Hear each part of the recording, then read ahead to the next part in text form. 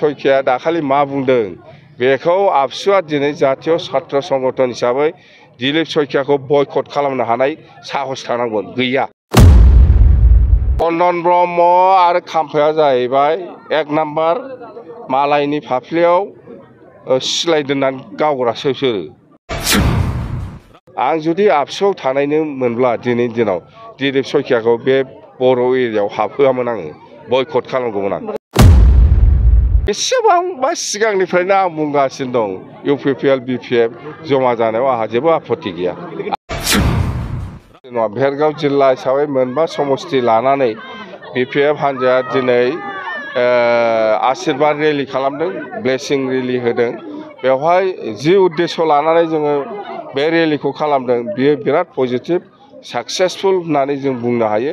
मानोना बे रेलियाव गासिबो जाथि जनगोष्ठी नुजाफैजोबदों। आदिबासिबो दं, बेंगलिबो दं, असमियाबो दं, सरनियाबो दं, राभाबो दं, बर'बो दं, बेंगलिबो दं, नाथजुगि, सुत्रधर, सरनिया गासिबो जाथियानो बेवहाय प्रेजेन्ट जोब।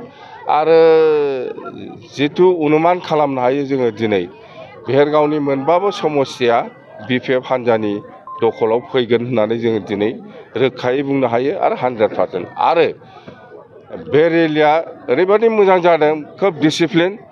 मैयाबो क'क्राझाराव खोब डिसिप्लिन, बिराद मोजां जादों। आरो गाबोनबो सालबारि जिल्ला हिसाबै रेलि दङ, आशीर्बाद रेलि, बेबो निश्चय साक्सेस जागोन होननानै आंहा।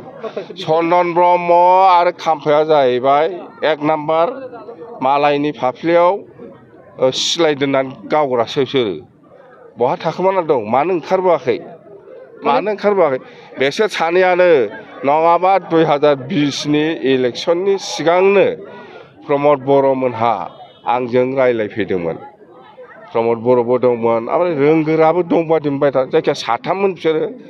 साथामबो आंजों रायज्लायदोंमोन जे जों जयैनो गोरोबलायनानै फैगौ इलेक्सनखौ गेलेनोसै, बा जों जयैनो गोरोबलायनांगौ। बिसोर आबसुनि लिडारमोन बे समाव। सुक्तिया जाथ'वाखै, सुक्ति जानायनि बहुद सिगां, मिथिबाय। बे समाव आंथ' एग्रि, प्रमद बर'मोनजों रायज्लायनानै बा आबसुनि नेताफोरजों रायज्लायनानै आं एग्रि, जेबो नङा ज' जानांगौ होननानै खोथा होखादों। खिन्थु दाना चन्दन आरो खाम्फाजों ज' जाहो आंखौ बोखारना लाना थांबाय, बेनोथ'। आरो बिनि बादै मा नांगौ, चन्दन खाम्फा जाम्बा, नोंसोर मा सानदों फालाय आंखौलाय? बे जाम्बा, बे केन्डिडेटआ डिक्लेयार होखांबाय। दाखालि जोङो 4 तारिखआव केन्डिडेट डिक्लेयार होदों, 5 तारिखआव लाइजामा लिरबाय बे बिपिएफ इउपिपिएल जमा जानांगौनो। आगोलाव मानो लिराखै? बेसेबांबा सिगांनिफ्रायनो आं बुंगासिनो दं इउपिपिएल बिपिएफ जमा जानायाव आंहा जेबो आपत्ति गैया। आरामसे 100आव 100% आङो बुंदोंमोन ज' जानांगौ। बिपिएफआ 20टा, इउपिपिएलआ 20टा, बास। खिन्थु सरकार गारनानै फैनांगौ। सरकारा गारनानै फै, इउपिपिएल 20टा, बिपिएफ 20टा गेलेगोन, बास। बेखौ आं